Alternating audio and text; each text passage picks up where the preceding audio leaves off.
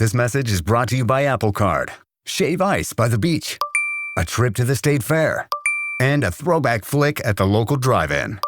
They're more than just items to check off the summer bucket list. They're also opportunities to earn 2% daily cash back when you use your Apple Card with Apple Pay. Apply for Apple Card now and use in minutes with Apple Pay. Subject to credit approval. Apple Card is issued by Goldman Sachs Bank USA, Salt Lake City branch. Terms and more at applecard.com. When you need to build up your team to handle the growing chaos at work, use Indeed Sponsored Jobs. It gives your job post the boost it needs to be seen and helps reach people with the right skills, certifications, and more. Spend less time searching and more time actually interviewing candidates who check all your boxes. Listeners of this show will get a $75 sponsored job credit at Indeed.com/podcast. That's Indeed.com/podcast. Terms and conditions apply. Need a hiring hero? This is a job for Indeed Sponsored Jobs. Hear that? That's now Crispy and McCrispy strips meeting Creamy Caesar sauce. Sounds extra crispy. Caesar sauce at McDonald's for a limited time. Ba-da-ba-ba-ba.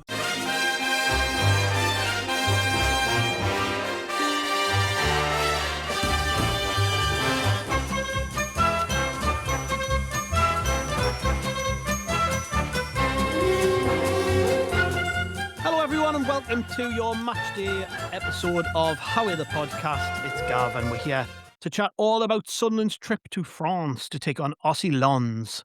That's my best French accent. Thanks, Regis, for giving us plenty of tips when I rang him off air. I said, how do you spell that name? How do you say that name out loud? And he said, say Lens. So there we go. Today, I am joined by two gentlemen to go over all of the action. First off, we've got Michael Dunn with us. Hello, mate. All right, Gav, how are you? I wish I knew how to say your name in French just to return the favour, but yeah, all good. Getting a bit excited now. I'm kind of get that jittery nerves now, getting closer and closer to the season, so it's getting a bit exciting now. Oh, I should have thought ahead. I could have called you Michel there. That'd been perfect. And I don't know how you say James in French, so we're just going to say James is with us. Hello, mate. Hello. I'm you know how the French say your name? I don't know. I'm not French. But I hope I'm not going to be dropping any Tommy Robinsons in today. Yeah, you've went viral, haven't you? Sorry about that. Unfortunately, I. for all the wrong reasons. Yeah, basically that's the crack now. So now that we're TikTokers and stuff, whenever anybody bollocks something up, it's just going to get clipped up and posted for the internet to laugh at you, basically. So beware of what you say. People might hear me speaking French at some point. You don't know. Yes, we are here, chaps, to chat about Sunderland's trip to France, but I think we should set the scene a little bit because obviously this week has been a little bit different. The lads came back from the US, having played 3 games out there. They had probably a day or two off just to get used to the jet lag and get that out of their system and, you know, all the travelling and, you know, quite intense games that they played over in the States, and they were back in training at the academy like this week. It's been warm this week, but probably not as warm and humid as it was over in the States. And we are, of course, preparing for probably one of the most important games of pre-season for a few reasons, I would say. You know, there's the fact that we've got important players back who were at the World Cup back in training now. And more than anything, really, we've got effectively two chances to get things in place for the massive first game of the season against Ipswich. So this really does feel like the start, Michael. I don't know if you agree with this or not, but it feels like the start of proper pre-season is what I'd call it. So, you know, the fitness stuff's out the way. It's still about fitness. It's not about results, but I reckon we might start seeing the team shape up in a way in which Regis Le Bris would like to see it shape up ahead of those opening games in the Premier League. And I just, this one's got a bit more of an important feel about it. And as you pointed out to me off air, this is their last pre-season game before they play PSG in their version of the Charity Shield next week. So we're probably going to see quite an intense, strong Lens team too, right? So yeah, it does feel a little bit more important. We're stepping things up. Yeah, definitely. And I suppose, you know, we come back from America when we had half a squad. That sort of felt like more kind of like a marketing sort of tour, getting like American fans on board, sort of selling our product over there to the American fan base. This one, like you said, we have Xhaka, Talbi, Masuaku. Well, I don't know how important he will be. Mounier back in the squads. Like you said, 2 weeks out from the first game, and Lens have their game against PSG next Saturday, you sort of suspect that you're going to get sort of both teams as kind of nearly the strongest lineups. Obviously, we were talking off air a little bit. It's interesting what they'll do with the likes of Jacques and Talbi as they just come back into the squad. Will they come in straight into the team, or will they do get a few minutes, or will they play that game behind closed doors? But I think that's why I'm kind of a little bit jittery and nervous. It sort of feels like you're kind of getting into the lead into the first game of the season. Lons, I was listening to the podcast you did, Gav, with the guy from Lons. They seem like a fairly impressive outfit. They got that manager from Eintracht Frankfurt. I think he was Nagelsmann's assistant for a couple of years at Bayern. Yeah. You see, seems like a good fit there. Obviously, the other manager went to Palace, and just some of the results they had in pre-season, they beat Palace and Villarreal as well. So like, they seem like a decent outfit. They seem like they've some good, really strong players. We're coming back sort of our first team, so looking forward, especially when we're going into Europe this year. This is the kind of team we'll be playing when you get into the Europa League. So I think this is a perfect game for us at this kind of stage before the season starts. Yeah, I agree. And obviously, we're splitting the squads, James, over 2 games. So there'll be a game we won't be able to watch played, which is annoying. I really want to watch everything, even if it Yeah. is a training ground game. But there is going to be a game earlier in the day, and then a game which will be streamed, of course, and we'll be able to watch at the, I can't remember the name of their stadium. Is it Stade Bollet de l'Elysée, I think, possibly? Yeah. Yeah, I might be wrong. That can be cut up if I am. But regardless, there are 2 games Oh, you're right. going It's to be fine. played. Yeah, there were going to be 2 games played today. It does feel like the importance is just ramping up that little bit, doesn't it? Again, importance not in the sense of performance or results or anything. Just the manager's going to probably try and get 90 minutes out of some players, I would imagine. We're possibly going to see, and we can get into this later, but we're going to see probably more of a first team look to this lineup. I would say less academy players probably going to feature. So it does feel a little bit more important. Yeah, it does. You would assume that those who've already got minutes under the legs would probably play 90 minutes. You may see someone like Luco Nine, who's played every single game in pre-season, been here since the York game. Players like that, like Enzo, if he's back fit from his knock, should be. I think Phil Smith said it was pretty minor. Yeah. And he was training before and after the game anyway. They just didn't want to risk him on the day for the sake of, say, 60 minutes. You would probably think that is quite a strong squad going into this game. And then I'm not quite sure if the reserve game is going to be, or the other game, sorry, at 11 a.m. is going to be like a mixture of younger lads, or if it's going to be like a first 11, what you'd assume what they did last year anyway. There would be like a first 11 in the main game, a second 11 in the other game behind closed doors, and then a mixture of like young lads to come on late on for those like Xhaka, Talbi, Mounier, Alderete, whichever one they play in, who won't have the minutes that others will have. Like even Angulo's only had a couple of 45 minutes here and there. So no, I'm really looking forward to it. I wanted to go down, but I decided to save up for the European away games instead, thinking, well, we're going to be going to Europe anyway, otherwise I would have been there. I even considered getting the £150 ALS death bus, where it was like a dry bus for like 24 hours, just to make it as cheap as possible.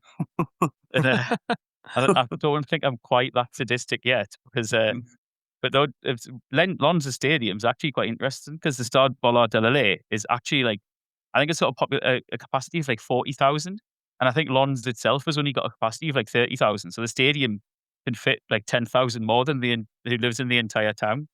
So I think it's a bit like Turf Moor then. It pretty much honestly is, but they're a very historic club in France. Don't get us wrong, and there's a weird amount of parallels between the two cities in terms of being a very working class industrial area. The whole Lons is based on the history as Lons is like an industrial coal city. The tunnel's like all coal mining based, and it's like quite a lot of parallels, like socioeconomically with Sunderland, but also in terms of stature of the club, where they're kind of like a really big historic club, but not necessarily massively successful. I think we've won quite a lot more titles and cups than them over the years. Like we've got 6 titles, 2 cups. They've only got 1 of each. They've got 1 of each. Yeah. Yeah. So they're not the biggest club in France, but historically they've always competed in like generally the top division. the basically like the biggest club in northern, like that part of northern France, the part of Calais in like Brittany region. I mean, the Lorient fan or someone like that might contest that, but from a outside perspective looking in, they're a big club with some very good players as well. So I'm assuming, I personally would think you're going to see the likes of the 4 lads who've came back, the strongest possible squad, for at least half an hour, 45 minutes, maybe only half an hour for some of them. And then you'll see some change players come on in the second half. And then the likes of your second choice, your third choice players are probably, maybe Masuaku, players like that, Adingra maybe, are going to be playing at 11 a.m. Well, that's interesting, because me and Michael were just talking about this before you jumped on with us, before we hit record. And my suspicion is that the 4 lads who came back this week are probably going to play in that early game, the behind closed doors game, a little bit less. Well, it'll be a less intense game, and they've not kicked the ball. I mean, when did they turn back up? Tuesday, something like that. Tuesday, Wednesday, maybe. I don't know. It'll be interesting to see what happens. That's my suspicion, is that we will see them probably playing that earlier game. But it just depends the way Regis does it, right, Mike? Because I was thinking about this before there, and James kind of alluded to it before. I remember when, and again, it's at a different stage in pre-season, but I think it was last year and the year before that, Regis, basically, when we had the doubleheader on one day with South Shields and Gateshead, he effectively picked 2 separate 11s, and then the same bench of kids played in both games. And I wonder if that's what we'll do. So we'll basically have two completely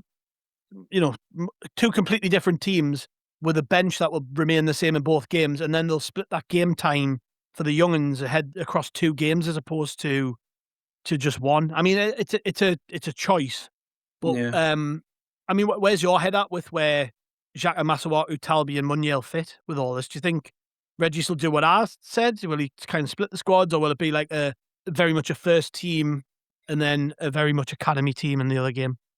Yeah, like when we were talking about it off air, I thought all those boys would go kind of straight back into the first squad in the kind of the afternoon match.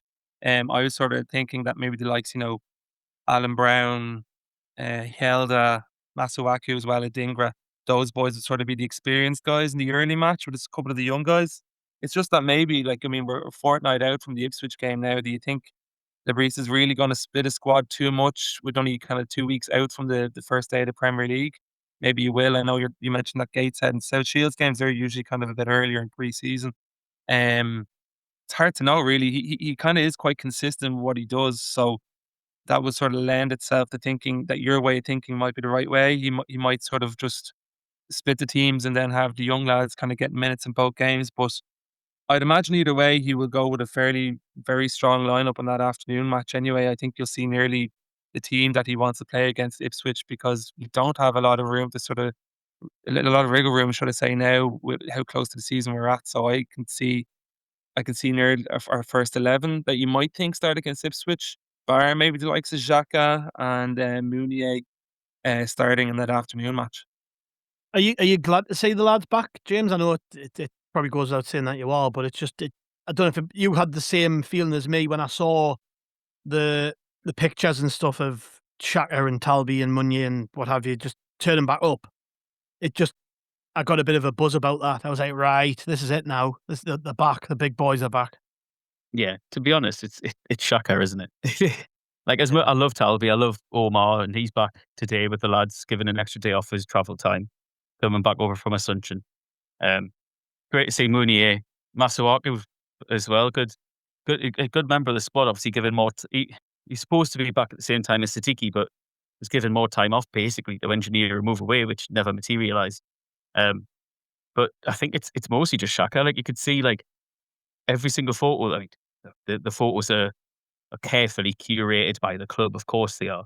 But every single photo they released, it's like Xhaka surrounded by like a body of people, just with everyone else just absolutely delighted. It's like the hugging Nordy. I mean, he got a smile out of Robbie. I think that's the first time I've ever seen Robbie smile.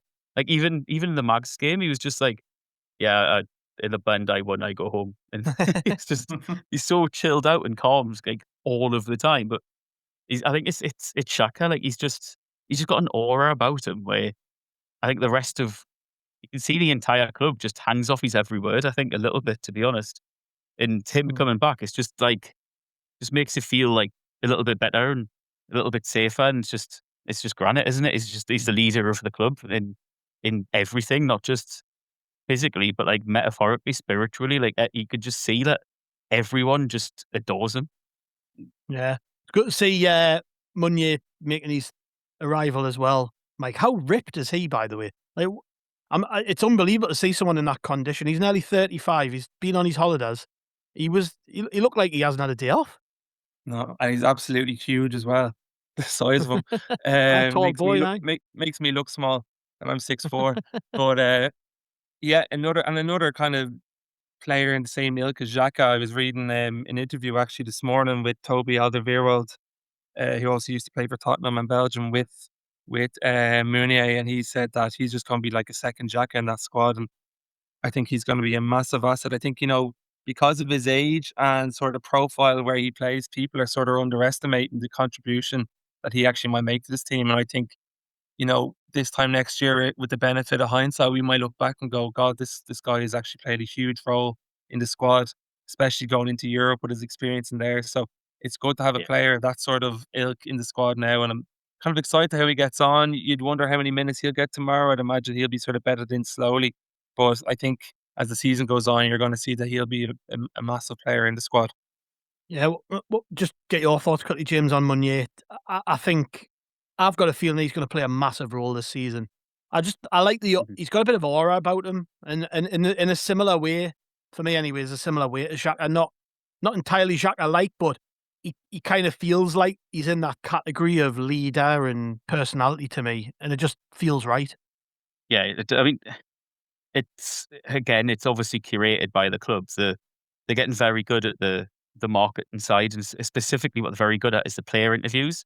But no matter what, they can't control is the player's reaction.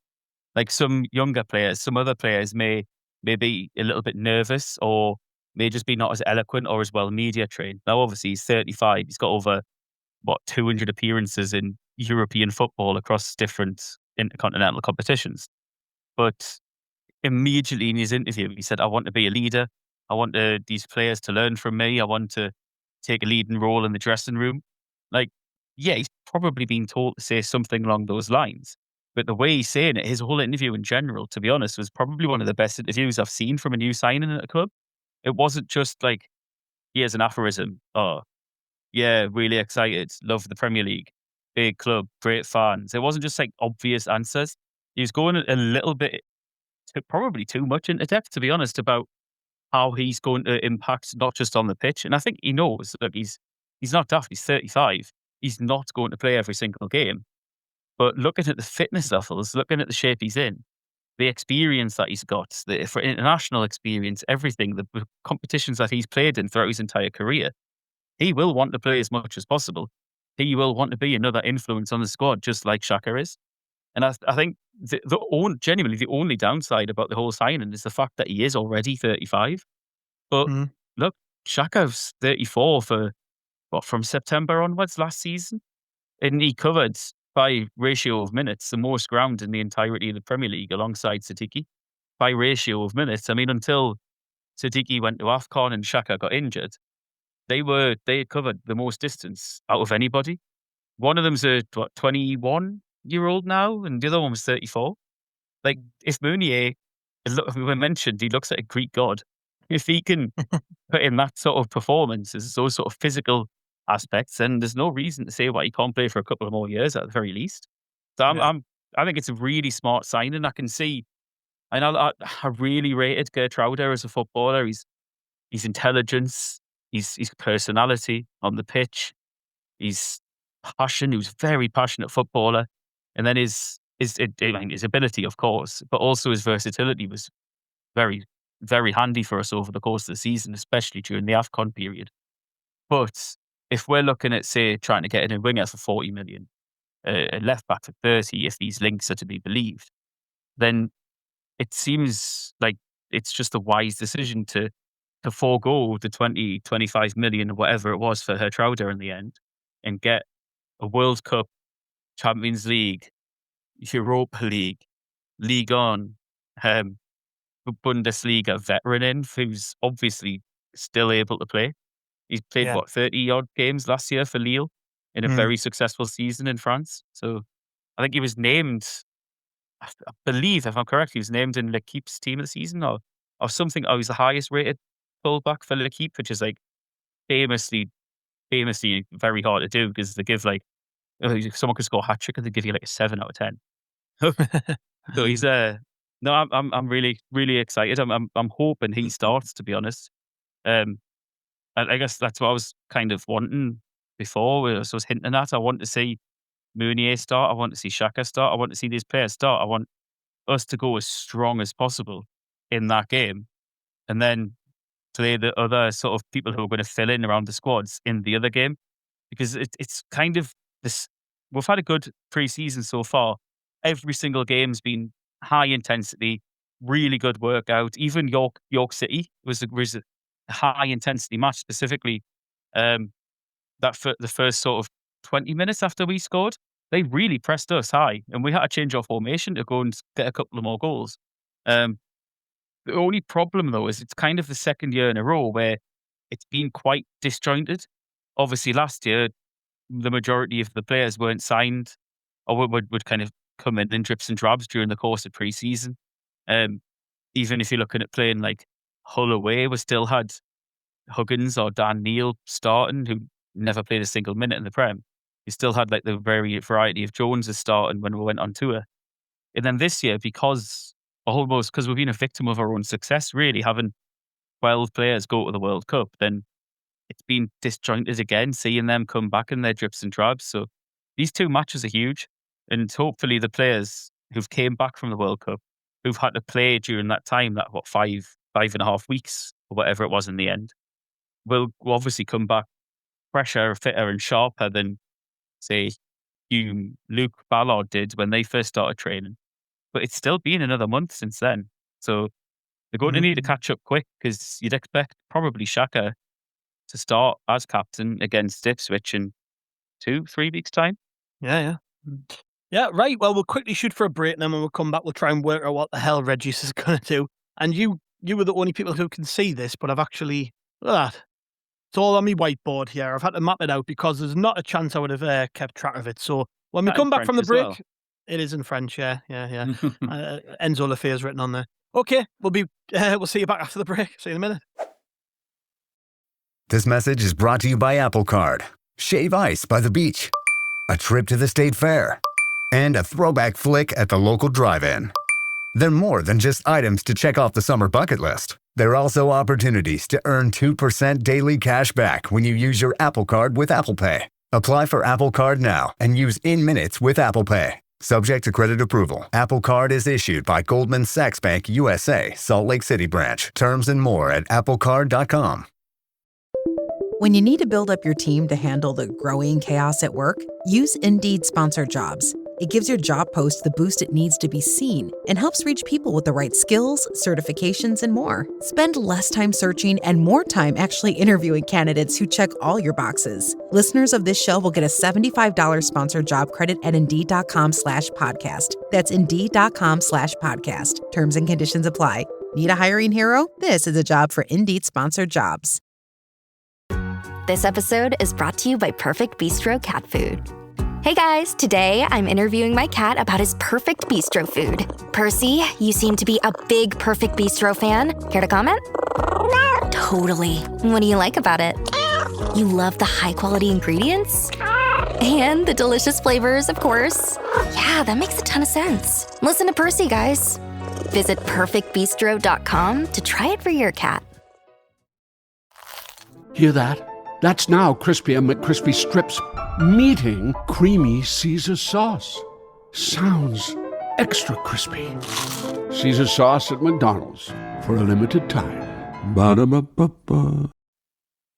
Welcome back to Howie the podcast. Howie then, lads, let's try and work out what the hell he's going to do. Let me go first, because I've written this down. Don't know if you two have or not. But in my mind, he's going to try and play 2 different 11s. So I'm trying to work out, based on fitness and as I said before, people who've been off on extra, I guess, extra leave because of the World Cup and all that sort of thing, who might be a little bit further behind. They might not be chucked straight in, but that's up for debate, and you two can come in on that. But this is the way I've mapped it out anyway. So, presuming that in the earlier game we're going to go with a weaker side, this is the squad that I've come up with. So I've split the 4 keepers. So I've put Patterson and Moore in the team that'll play in the earlier game. I've got a back 4 of Arthur Masuaku, Leo Hjelde, Jensen Seelt, and Thomas Meunier. I've then gone with a midfield 3 of Granit Xhaka, Alan Brown, and Chris Rigg. Wingers, I've got Shemsden Talbi and Romain Mundle, and then Wilson Isidore up front. In the second 11, which I've got, the 2 goalkeepers are Robin Roofs and Melker Elborg, which I would consider as first and second choice. Back 4 made up of Renildo, Luke O'Nien, Dan Ballard, and Nordi Mukele, with Trey Hume, Noah Siddiqui, Habib Diarra, and Nilson Angulo as the 4, with Enzo Lafayette just playing in front of them behind Brian Brobby. And then the rest of the best of the rest, I guess, are Simon Adingra, Timur Tutierov, Tom Proctor, Archie Lightfoot, Jack Whittaker, Trey Ogunsui, Jensen Jones, and Finn Gerigusian. There probably will be a handful of others in there. So, yeah, those are the 2 11s. I mean, firstly, by the way, we signed 1 player this summer, and I know that's been a topic for debate, and that's for another podcast. People want to listen to what people think, especially James thinks of that. Listen to the Q&A, which was out a couple of days ago. But we've only recruited 1 player yet. Those are 2 strong teams, in my opinion. Bear in mind, neither of those are what I would consider our strongest 11. You know, it's very much split. But that's a strong squad we've got. Like two completely different 11s of players, you know, providing everybody's fit and ready to play. That's 22 /24 if you include the 2 spare keepers. Strong players, with Simon Adingra not considered starter in either of them. I'll go at you first, James. What are you thinking in terms of team lineup for the 2 games? To be honest, I tried to do exactly the same, and I got my defence. I was pretty happy with defence and goal and up front. So I had Roofs starting at 3 o'clock, Elborg in at 11. The 3 o'clock defence I had very similar. Reinildo, Mukele, Ballard with Meunier at right back. Then I had Robbie up front. But in the 11 o'clock I had it was O'Nien, Hume, can't remember now. I wrote them all down. But basically, I really Hjelde, Seelt in midfield, in defence. Sorry, Wilson up front, and then I think I had Adingra and Hume out wide, Adingra and Mundle out wide in the behind closed doors game, with Talbi and Angulo out wide in the one that's being shown live at the stadium. But then I really struggled trying to fit the midfield 3, and I was kind of like, well, at 3 o'clock, you've got to have Xhaka in, really, haven't you? And I thought, well, no, because this is his first game back, he might not be. But then you've kind of got to have Xhaka because we've got, 1,500 plus Sunderland fans making the 24-hour trip down there. But then I thought, well, who's going to drop out? Because you can't really drop Diarra Siddiqui after the way they've been, because they need minutes more than anyone. But then you can't drop Enzo because of the way he's been playing. But then if you drop out Chris Rigg to the behind closed doors game, you'd feel very harsh because Rigg's probably been our best performer in pre-season, apart from maybe Enzo. Like I really, really struggled, and I ended up thinking perhaps it's going to be you split Diarra Siddiqui, you split Enzo and Rigg, and you split Xhaka and Brown, and there's kind of like your 10, your 6, and your 8. And personally, I ended up with Xhaka, Siddiqui, Enzo in the one that's being played live, and then Diarra, Rigg, and Brown in the other one. And that's so harsh on Diarra and Rigg because it's kind of obvious that one game is a first 11, one game is not. Very similar to last year when the first team went to Augsburg and the second team went to Rayo Vallecano. Now I went to the Augsburg match and it was great, and I was kind of delighted about that because I'm not going to go and just watch like a plethora of Joneses travel all the way to southern Germany to watch them. But then Enzo didn't go. Enzo didn't fly. He stayed back in Sunderland, so I was absolutely gutted. So I can't imagine that happening this season because he's just on fire during pre-season. And again, performances, who really cares? But the way he's played in pre-season, it gives you so much confidence for how he's going to start the season. When he's giving interviews and he's saying how he wants to be more of a leader this year. He wants more goals this year. And it's like that one thing, the goals, is exactly what we need more from Enzo. Because he was brilliant last season. For me, he was my player of the season, even ahead of Xhaka, to be honest. But we need him to try shots like that more often. And it feels like during the entirety of pre-season, there's been a more concerted effort to take shots from range. Because for large swathes last year, we kind of didn't really do that. We didn't really risk it. And I think partly that's just a little bit of Reggie's innate conservatism in his game, certainly early on in the season, where a lot of our performances were sit, hold, let's see, and then maybe hit them on the counter later on. And after we confirmed promotion, after we got the 40 points, which was Reggie's aim all season long, you could see the handbrake go off. So perhaps that's part of this. That's the next phase. Let's start shooting more from distance. I mean, Xhaka, I kind of assumed last year, watching him for us, that he didn't really shoot much anymore, purely because he'd played a different role in Leverkusen, that he had another job, he's got more important things to do, maybe let someone else do it. And then you watch him in the World Cup for Switzerland, and he's having like 3 or 4 rakers a game. I mean, I think he nearly scored with one, just grazed off the top of the bar. But then he's shooting far more often for them than he ever did for us last season. But yeah, I think long way around. I think Xhaka. I went for Xhaka starting personally in the 3 o'clock, because I just think there's going to be a lot of slightly pissed off away fans travelling all that distance if he doesn't. Well, I don't think Regis cares about that, if I'm honest. I think he'll do what he thinks is best. But and to come to you on this, Mike, James kind of said there I think in the end there, you kind of suspect that it's going to be the strongest possible team. Where I don't think it will be. I think he'll split the squad up still. And what I think he will do is pick his first choice back 5, so goalkeeper and defence. Now we know that Alderete is not back yet, or it looks like he's not back yet. If he is, he's kind of doing physio work or light training, because he wasn't included in any of the footage that we saw from the training ground this week. So clearly, something's going on with Alderete, and he did pick up an injury towards the end of the World Cup. So let's suspect it's that. That makes me think the defence is pretty much settled for certainly the Ipswich game. And as much as I think Meunier looks in good nick and probably isn't too far away, my suspicion is that these next 2 games that Regis will want to play, he's back 5 effectively. I think the other positions there's a bit more of a negotiation to be done there in terms of like what's best for who. That's maybe why I see Xhaka playing in the earlier game. I see Talby playing the earlier game, the less intense game. What do you think? Well, I actually made a team just for the afternoon game, and I sort of was thinking the best of the rest would go with the match in the morning. So the team I had starting was kind of Roofs in goal, Mukiele, O'Nien, Ballard, Ronaldo. Then I had Siddiqui, Diarra, Enzo starting with Hume, Robbie, and Angulo. Then with the likes, same as me then. Yeah, and then with the likes of, say, Xhaka, Talby, Meunier, maybe Rig and Isor just coming on for half an hour, 40 minutes. I mean, it's kind of hard to read Reggie's mind sometimes. You wouldn't know what he'd do. He might just focus more so on the game in the afternoon, trying to keep the squad together, and then sort of the lads who may get sold or the sort of reserves might play in the morning.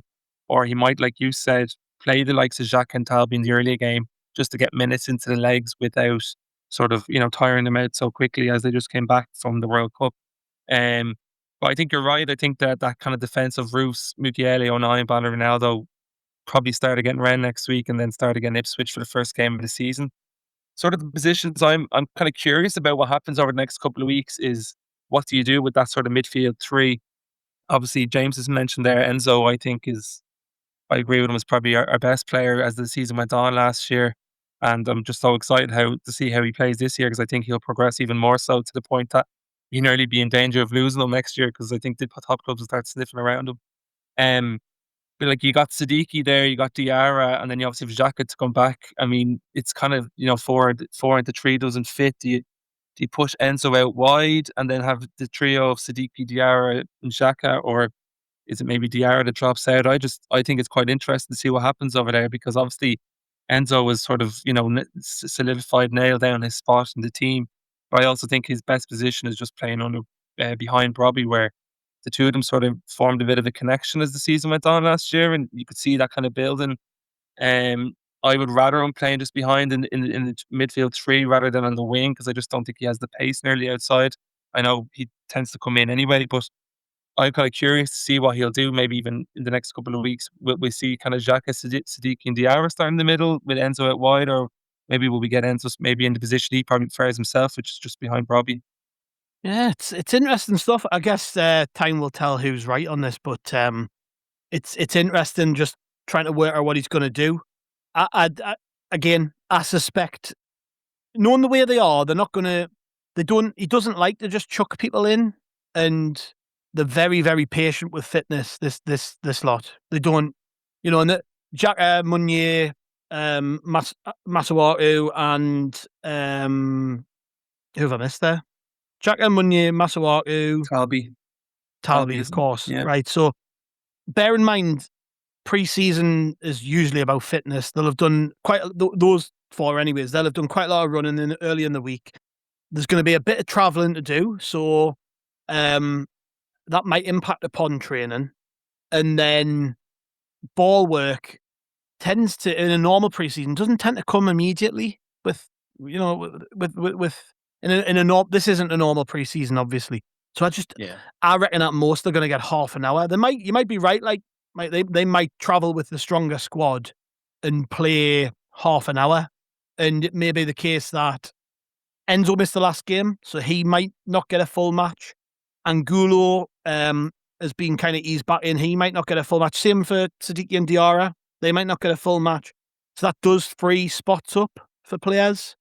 So you could be right. I tell you what, let's put it like this. Let's say I think the team I picked for the 3:00 game will start. I think that will be the starting team, but maybe it's kind of like a full strength squad that goes, or close to full strength squad where Xhaka, I think Isidore as well, he missed the last game, so you go Xhaka, Isidore, Masuaku, Munier, and Talby come off the bench maybe, and then the other team is the best of the rest. But yeah, let's see what happens.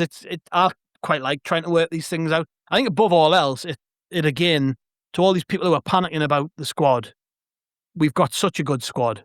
Like that is a strong squad. We've got other than Alderete, we've got no long-term injury issues or even short-term injury issues, really. That's a very, very strong squad, and we're looking at a healthy position going into the last couple of games. So let's just cross our fingers that everyone gets through this one unscathed again, and we can just crack on. I'm not going to ask you for a score prediction, Mike. I think it would be silly to do that. But what do you want to say out this game? What are you hoping to learn? Something that's maybe a little bit different to the other ones we've played. Yeah, just as I was kind of talking about there, I'm just that kind of thing about Enzo Lefebvre sort of interests me is where he's going to play. Will we see a glimpse of maybe where Regis wants to start, and will it be behind Robbie or will it be on the wing? Obviously, we have a few options around the middle there, so it's kind of interesting to see what he will do. The other thing I'm more excited to see is Angulo. Angulo sort of feels like a new signing for me. Like, we barely saw him last season. We only saw kind of bits and pieces, and naturally it does take a bit of time to settle for anyone coming from a different league, get used to the physicality of the English league. I'd hope that he starts tomorrow, because I think, when you saw him in the World Cup, especially that Germany game, I thought he was brilliant. You could see why we spent the money we did on him. He seems to have a good bit about him. So I'm hoping to see him start firing now last couple of weeks before the start of the league. And just getting minutes into the lads before the season starts. Obviously that sounds like a cliche, but that reality is what this is all about, is just getting the lads fit, sort of maybe getting the dynamics between the team and what Regis wants for the start of the season. So that's the sort of stuff you'd be looking at. Hopefully Angulo starts anyway, because I think he's one that we should probably be watching out for when the season begins. Yeah. What about you, James? What are you looking for out of this?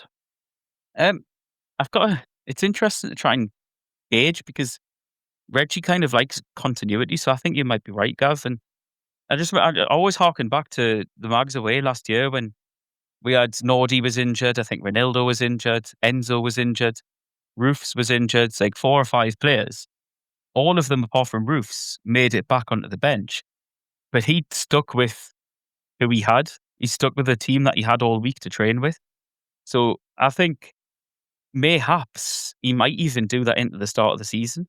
I wouldn't be surprised if we see perhaps Luke O'Nien start at centre back against Ipswich. Maybe Trey Hume start on the right wing in the same game.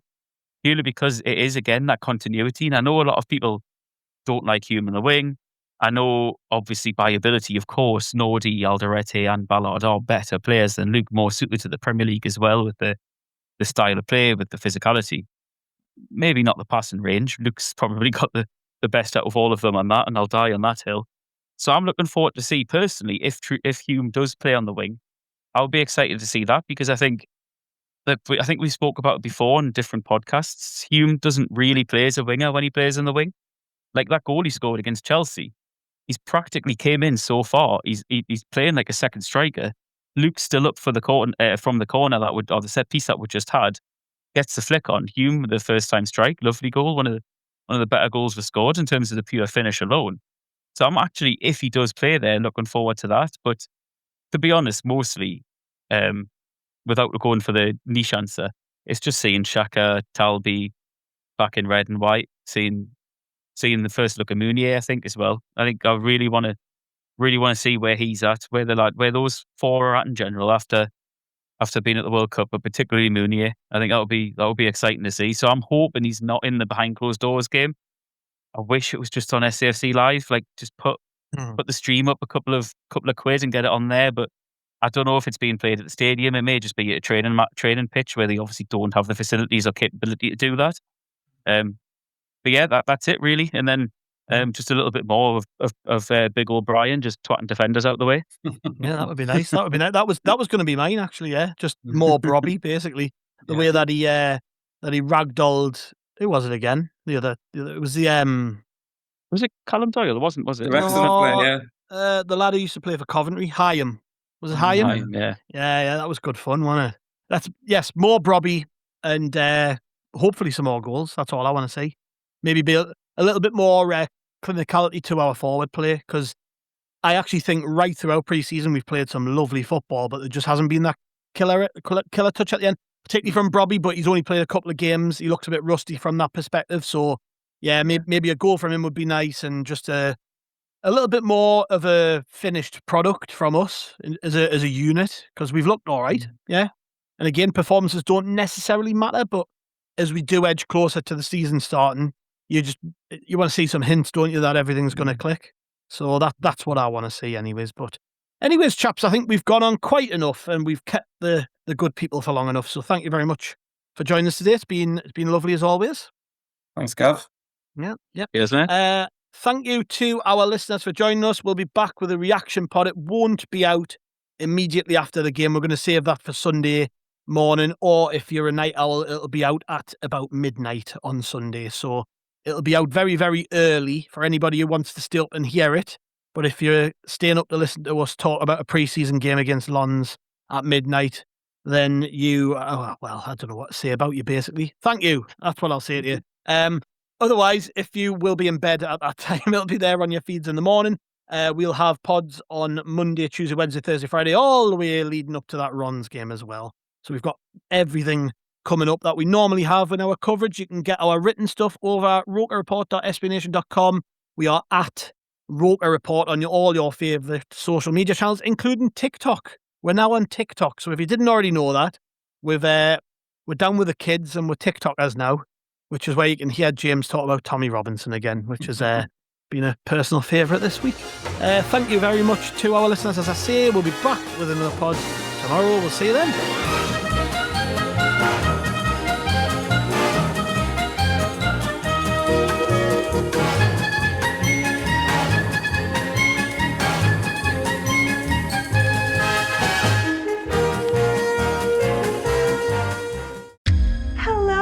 Look what TJ Maxx dragged in. The Devil Wears Prada 2 is now streaming on Disney Plus and Hulu. We are digital, we are downloadable, we are streamable. The fashion event of the year is certified fresh.